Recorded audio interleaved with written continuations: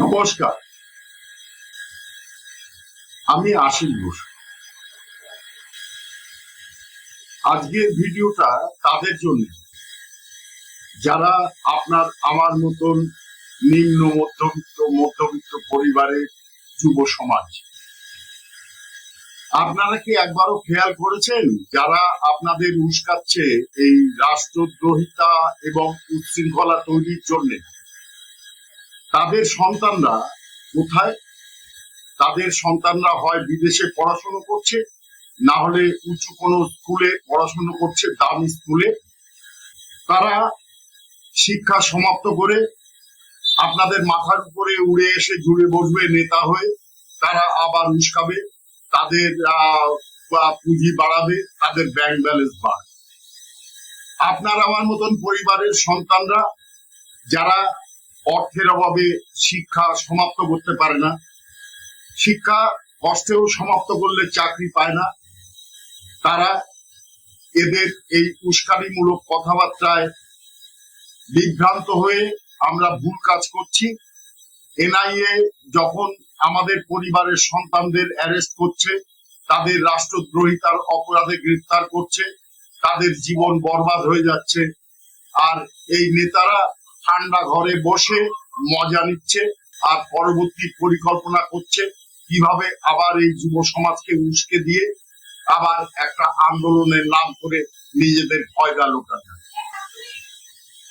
এটা আমার কথা না, আপনারা আপনার চারিপাশে দেখুন, তাকিয়ে তাহলেই বুঝতে পারবেন। যারা টালির চালে উদ্বাস্তু হিসেবে থাকতো তারা আজকে 40-45টা প্লটের মালিক, তাদের টাকা বিদেশের ব্যাংকে, তার অভিষেকের স্ত্রী বা শালী বিশাল অ্যামাউন্ট নিয়ে বিদেশে রয়েছে, তারা তাদের সন্তানকে বিদেশে পড়াচ্ছে, তারপরে এক সময় হেলিকপ্টারের থেকে লঞ্চ করে তাদের বড় নেতা বানিয়ে দেবে। আপনার আমার পরিবারের সন্তানরা তাদের পেছনে দৌড়ে বেড়াবে, আর এইভাবে বিভ্রান্তির শিকার হয়ে তারা একদিন রাষ্ট্রদ্রোহিতার অপরাধে জেলের অন্তরালে লুপ্ত হয়ে যাবে। এটাই চলছে আজকে এই সমাজে। আপনারা একের পর এক দেখুন। হ্যাঁ, আন্দোলন তো করতেই হবে, আপনার ন্যায়ের জন্য আন্দোলন করুন।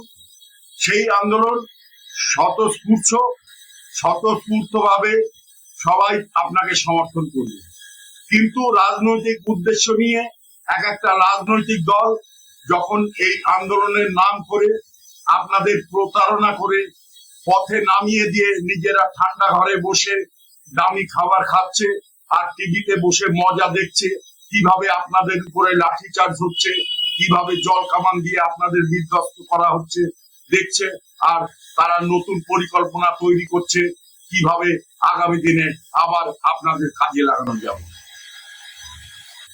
আপনাদের সবার যুব সমাজের কাছে হাত জোর করে প্রার্থনা করি, আপনারা একটু বুঝতে শিখুন, একটু জানুন, একটু বুঝুন। আপনারা আগে রাজনীতি বাদ দিয়ে নিজেদের শিক্ষা সমাপ্ত করুন, নিজেদের পায়ে দাঁড়ান।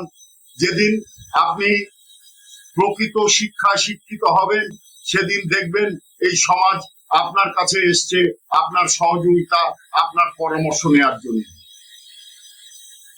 আজকে বারবার দেখছি একটা নির্দিষ্ট সমাজকে তারা কেউ কখনো বলছে দুধের গাই, কখনো তাদের এগিয়ে দিচ্ছে, যাও তোমরা মারপিট করো, দাঙ্গা হাঙ্গামা করো, তারপরে আমি বুঝে নেব, কিন্তু পরবর্তীকালে কেউ আপনাদের পাশে দাঁড়াচ্ছে না।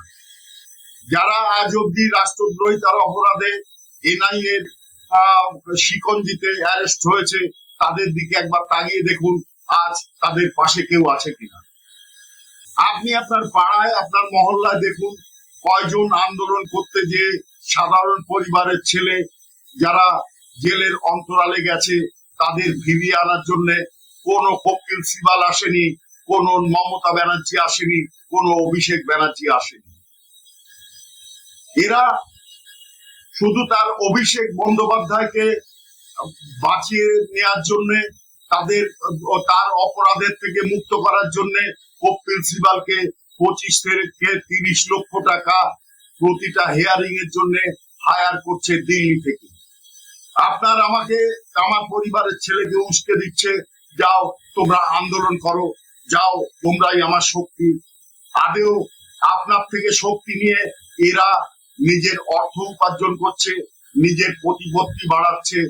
এর প্রতিটা রাজনৈতিক দলের এই একই গল্প, একই ইতিহাস।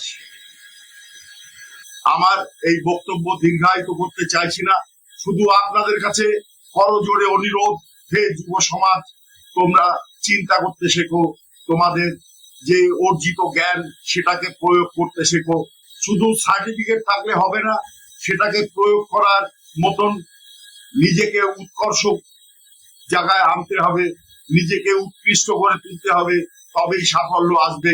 শুধু কটা সার্টিফিকেট হলেই কোনো সমাজ উন্নত হতে পারে না। সবার কাছে আমার করজোড়ের অনুরোধ, আপনারা একটু বুঝতে শিখুন, দয়া করে একবার চিন্তা করুন। ধন্যবাদ, ভালো থাকবেন, সুস্থ থাকবেন, সুচিন্তাময় হোক আপনার জীবন, সুন্দর সুস্বাস্থ্যে ভরে উঠুক, সাফল্য আপনার দৌড় ঘোড়ায় আসুক, এই কামনা নিয়ে আপনাদের কাছে আমার এই অনুরোধ, আপনারা একটু চিন্তা করবেন। নমস্কার।